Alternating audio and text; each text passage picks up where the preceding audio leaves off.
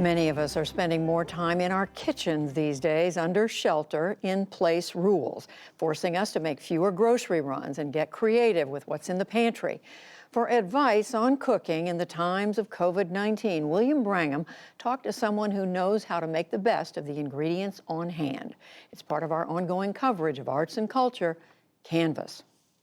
This is just really simple caramel sauce. Ina Garten is one of the most beloved cooks in America. Her Barefoot Contessa books are instant bestsellers, known for their accessible and easy recipes. She's got a legion of TV fans, too, who have made her show on the Food Network a long-time hit. You're a cook, right? Yeah. I first met Garten 3 years ago at her home in East Hampton. Wonderful. So I'm just going to pour this on top. But now, in more difficult times, I wanted to check back with the Barefoot Contessa. Ina Garten, welcome back to the NewsHour. Thank you, William. I'm so happy to be here with you. So nice to see you, too. Can you first off just tell us, how are you doing? It goes back and forth. I think I try and keep as normal a life as I can. I'm really lucky that I work at home. I'm really lucky that I live with somebody I want to live with, which is wonderful. But every once in a while it creeps in and you think, oh my goodness, this is overwhelming. What's happening outside and what's happening to people and how long is this going to go on for? And then you just shut it down. And I do as much as I can to try and keep my life as normal as possible. Do you follow the news? Are you trying to limit your intake of news about what's going on? I'm going to PBS NewsHour, actually. You're just saying that. No, I'm not. I just can't stand to do it all day. But for 1 hour, I can do it. And some people have been noticing recently how your Instagram page, which is obviously one of the principal ways you're communicating with your legion of fans, has changed in some ways, has become more personal. It feels like it's even more of a direct connection to you. Has that been intentional on your part? It actually happened organically. In the beginning, I thought, how can I connect with people and give them some tools to make themselves feel better? And so I thought, well, maybe I'll make something for my pantry. And it started becoming like this town hall where people could ask me the question and I could answer them. And I actually felt very connected to people, what problems they had that maybe I could help solve.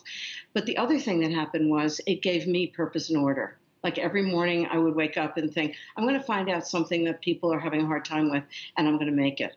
There is certainly a yearning for people now. Everyone is cooped up at home, and we asked for questions from viewers about things, and that was something that came up over and over again. What is in your pantry that's a must-have that you think that is crucial for meals anytime?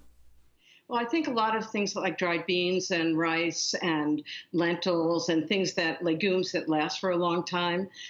I also have things in my freezer, which I usually don't use my freezer at all, but I love making a big pot of chicken stock.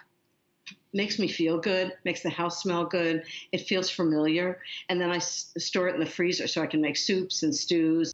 So many people wrote in asking about this issue of substitutions because we're not just going to the grocery store every day. So give your audience some freedom about substitutions. If you don't have X, what can you do? If you don't have Y, what can you do? Of course you can make substitutions. You don't have shallots, use onions. If you don't have garlic, use ginger. If you don't, all of a sudden I'm finding myself doing exactly the same thing, and it's going to inform every other book that I write. I made a frittata the other day. It was a potato basil frittata. I had no basil, so I used scallions. And you know what? It was the best frittata I'd ever made. Something like wheat night bolognese, which is pasta with a tomato sauce, and you can really put anything you want in it. If you don't have ground beef, you can grab turkey, or if somebody's vegetarian, you can use diced mushrooms, are absolutely delicious. So I think I'm always big on if everybody around the table has different appetites, I find one thing that everybody can eat. I think more and more I want the dinners to feel like a party because we're really kind of craving that, aren't we? We want to feel like we're having a good time. And I think if you have people around you, or even if you don't, if you're on your own and do a Zoom, party on Zoom, you feel like you're still connected to people. that's the one thing that I really crave, and I just don't know how I'm going to get through months and months of not having it, is my friends.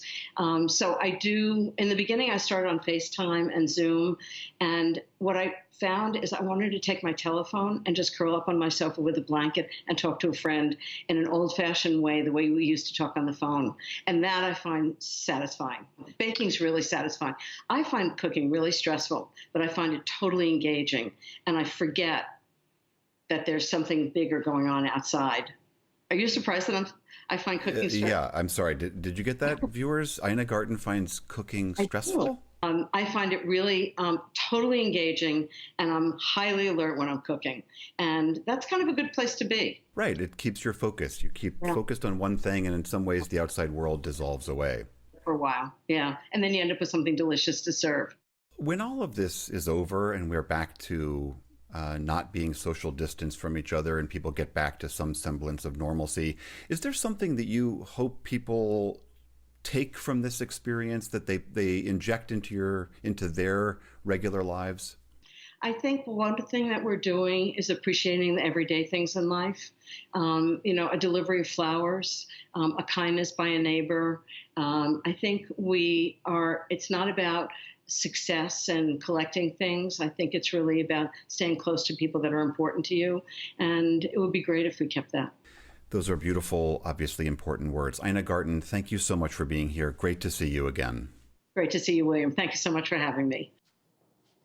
And we're all going to head to the pantry this weekend. Thank you, William, and thank you to Ina Garten.